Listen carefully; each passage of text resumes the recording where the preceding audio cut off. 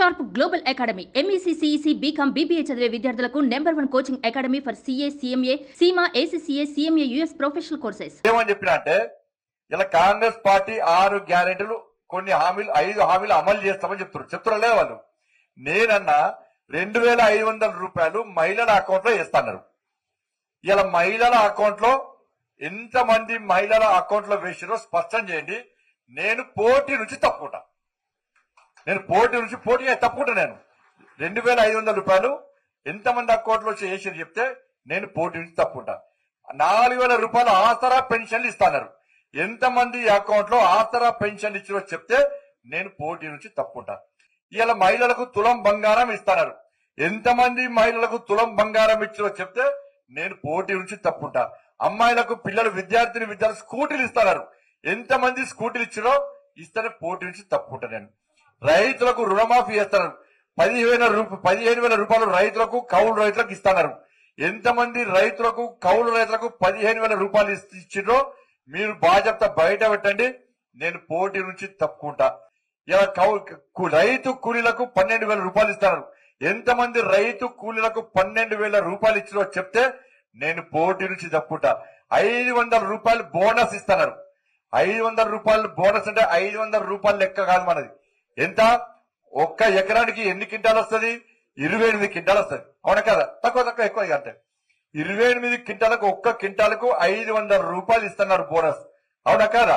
అంటే 28 క్వింటాలకు ఒక్క ఎకరానికి 28 క్వింటాలు అయితే 500 రూపాయల బోనస్ చొప్పున 14,000 రూపాయలు ఒక్కొక్క రైతు అకౌంట్ లో బోనస్ కాంగ్రెస్ పార్టీ ప్రభుత్వం వేయాలి.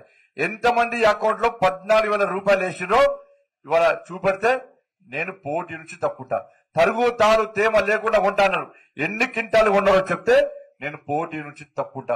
రుణమాఫీ చేస్తున్నారు. ఎంతమంది రుణమాఫీ చేసి చెప్తే నేను పోటీ నుంచి తప్పుకుంటా అన్న. సవాలు స్వీకరించానా లేదన్నా? ఇది ఎన్ని రోజులు వేస్తున్నారు? 100 రోజులు వేస్తున్నారు.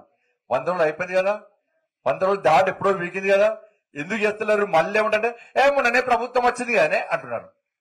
మొన్ననే వచ్చింది కానీ ఇప్పుడు చేస్తాం. నెక్స్ట్ ఇప్పుడు అసెంబ్లీ ఎన్నికలు చూసుకున్నారట. ఇప్పుడు పార్లమెంట్ ఎన్నికలు చూసుకుంటారట. నెక్స్ట్ స్థానిక సంస్థల ఎన్నికలు చూసుకుంటారట. ఆగస్టు 15 ఎందుకన్నాడు తెలుసా మీకు? ఎందుకన్నారు? ఇవి కాదు, ఇవి అయిపోతాయి. ఇది జూన్ 3వ తారీఖు అయిపోతాయి. కోడ్ అయిపోతుంది కదా.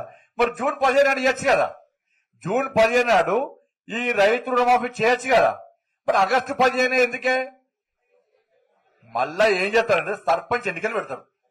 పెట్టి మళ్ళా ఓట్లు వేయించుకున్నాక నువ్వెక్కడా నేనెక్కడా.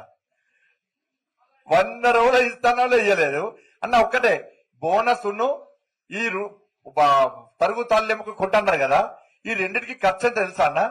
ఈ రెండింటికి ఖర్చు ఎంత అంటే 5,700 కోట్ల రూపాయలు.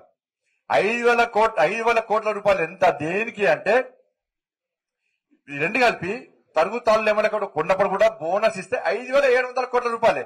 మరి 5,700 కోట్ల రూపాయలే నీ దగ్గర లేవే. మరి రుణమాఫీ చేస్తే 30,000 కోట్ల రూపాయలు కావాలి. ఎక్కడి చేస్తావు? 5,700 కోట్ల రూపాయలు లేనప్పుడే నువ్వు 30,000 కోట్ల రూపాయలు ఎక్కడి చేస్తావు? నువ్వు ఏ దేశం వాళ్ళు ఇస్తారు? ఎవరిస్తారు? మన ముఖ్యమంత్రి గారు ఏమన్నారు? అరే చచ్చిపోతున్నా, నెలకు 11,000 కోట్ల రూపాయలు ఖర్చు అవుతుంది. నాకు కేసీఆర్ ఇచ్చినప్పుడు వడ్డీ కట్టాల్సి వస్తుంది. జీతాలు ఇవ్వడానికే 11,000 కోట్ల రూపాయలు అవే దొరుకుతలేవు అన్నటువంటి రాష్ట్ర ముఖ్యమంత్రి గారు ఇలా రుణమాఫీ ఎప్పుడు చేస్తారు?